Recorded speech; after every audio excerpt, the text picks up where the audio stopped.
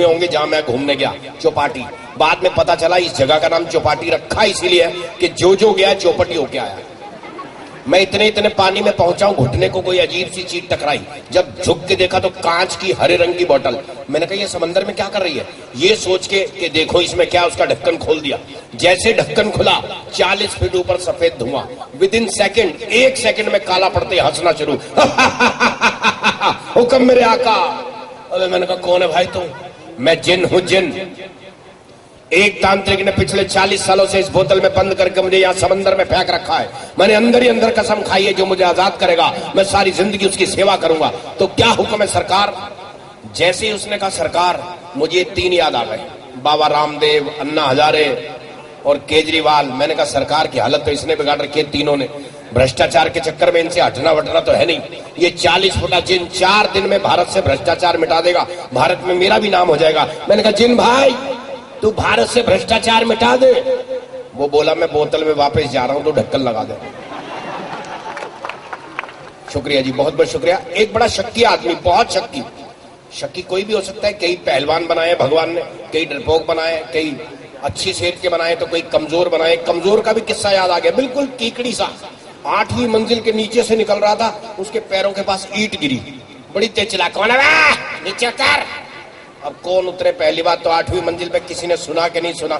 उसने उठाई ईंट, चढ़ गया ऊपर, देखा तो ये पहलवान बैठा छत पे। कैसे आया? भाई साहब आपकी ईंट गिर गई थी, वापस देने आया। सेहत देखी तो बदल गया। तो मैं क्या घटना बता रहा था, कौन सी घटना पे था, आपको याद है? किस घटना से मुझे कीकड़ी याद आया? मैं कह रहा था एक शक्की आदमी, बहुत शक्की, उसकी शादी हुई। शादी के तीसरे दिन अपनी बीवी को फोन कर दिया। कह रहे तू कहाँ है? बोली जी घर पे हूं। कह रहा मुझे कैसे पता चलेगा तू घर पे है, जरा मिक्सी चला के दिखा। उस बेचारी ने प्लग लगाया, बटन दबाया, घर की आवाज सुनते ही उसने फोन काट दिया। अगले दिन फिर फोन कर रहे, कहाँ पे है तू? बोली घर पे ही हूं, मिक्सी चला के बता। उसने प्लग लगाया, घर की आवाज सुना, फिर फोन काट दिया। तीसरे दिन 12 बजे घर आ गया, देखा बीवी गायब। नौकरानी से पूछ रहा है मेम साहब कहाँ है? बोली वो तो आपके 10 मिनट बाद ही चली गई थी। ये बात समझ नहीं आ रही कि मिक्सी क्यों ले गई है साथ।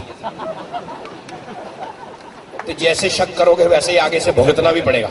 छोटे छोटे बच्चों की अक्सर मैं बातें करता हूं, लेकिन एक बच्चे के पापा की बात कर रहा हूं। बड़े तेज होते हैं आजकल के पापा भी, बच्चे तो होते ही होते।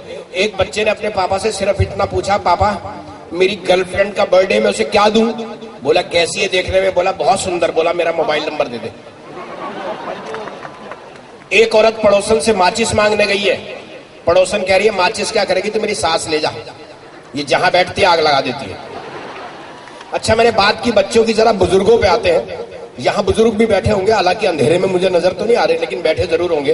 बुजुर्गों ने अपनी जवानी में जो दूध पिया है, जो पानी पिया है, जो घी खाया है, मैं नहीं मानता कि आज का जवान उसको सूंघ भी पाता होगा। पहले का बुजुर्ग जब जवान था, मूछ का एक बाल रखता था तो 1000 गज का प्लॉट उसके नाम हो जाता था। आजकल 1 करोड़ में ढंग की जगह पे 1 फ्लोर नहीं मिलता। जमाना काफी बदल गया, लेकिन बुजुर्गों के लिए सारा कुछ अच्छा था। खाली एक बात खराब थी, शादी के समय उसे दुल्हन नहीं दिखाते थे, जो चेप दी। बड़े चौड़े होके कहते थे ले जा बेटा ये महिमा चौधरी है। घर जाकर हाथ कांपते थे, घूंघट उठाते हुए, कहीं अंदर से चौधरी महेंद्र सिंह ना निकला। आप ये मत सोचना कि नहीं निकलते थे चौधरी महेंद्र सिंह, निकलते भी थे। मुझे याद है शादी के 1 साल बाद एक औरत ने अपने पति से पूछा था, सुनो जी जब आपने पहली बार मेरा घूंघट उठा के चेहरा देखा, मैं आपको कैसी लगी? बोला भगवान अगर मुझे हनुमान चालीसा याद नहीं होता मेरे प्राण निकल गए होते। जब मेरी शादी होनी थी मामला ऐसा आ चुका था, देखनी है तो देख लो, नहीं तो तुम्हारी मर्जी। अब मैंने कहा जब फैसिलिटी है तो क्यों ना लूं। मैंने अपने बाप के सामने जिद पकड़ ली। मैंने कहा पापा मैं लड़की देखूंगा फिर हाँ करूंगा। मेरा बाप कह रहा है वो तो मैंने देख ली। मैंने कहा कमाल कर रहे हो पिताजी, अपने वाली आपको देखने को नहीं मिली, मेरे वाली आपने देख ली, ये क्या मतलब है? आगे से कह रहा है तू क्यों खानदान में नाक कटवा रहा है? तेरे से पहले 2 भाइयों की शादी की, क्या हमने लड़की देखी?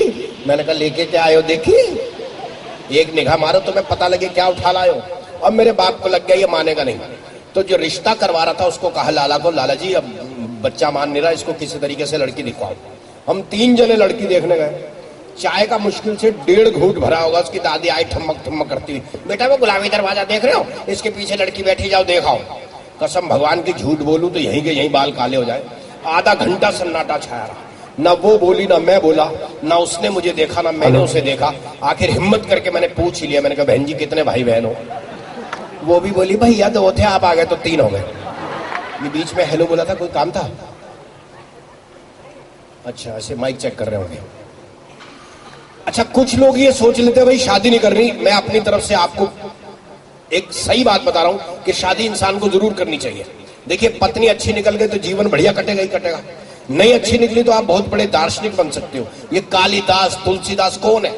सब बीवियों का सताए हुए हैं। आप इनका इतिहास उठा के देख सकते हो। अच्छा, कुछ मर्द ऐसे भी यहां पर बैठे होंगे जो कोशिश करते होंगे कि बीवी से झगड़ा ना हो। मैं तो चैलेंज के साथ कहता हूं, इसलिए मत सोचना कि मैं मर्द हूं इसलिए बोल रहा हूं। मर्द की कोशिश होती है, बेचारा थका हारा काम से आता आते झगड़ा करे।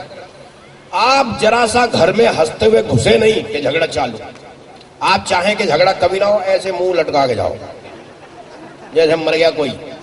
और जैसे आप खुश, वैसे उसने पूछना है कहां गुल छर्रे उड़ा के आ रहे हो, जरा तनख्वाह दिखाओ। वही झगड़ा चालू। आप मान लीजिए मर गए, स्वर्ग में चले गए, बढ़िया जीवन कट गया। नरक में गए तो क्या फर्क पड़ता है? जैसे जमीन पे ऐसे आसमान पे। अच्छा, इस बात का बुरा मत मानना, फील मत करना, ये कुदरत ने बनाया, नारी को मैंने नहीं बनाया। नारी उसने थोड़ी सी कठोर बनाई है और पुरुष थोड़ा सा दयालु बनाया है। इसकी मिसाल दे रहा हूं 2-3, इसी से आपको आइडिया लग जाएगा। कभी कोई भी औरत किसी भी लड़के को कहीं भी पिटवा सकती है, पुलिस वालों से, अपने सगे भाइयों से, राह से चलने वालों से। जरा सा कुछ कह दे, इसने मेरी तरफ घूर के देखा है, बेचारे की पिटाई चालू। कभी किसी लड़के ने लड़की पिटवाई हो तो मेरे सामने मिसाल लेके आओ।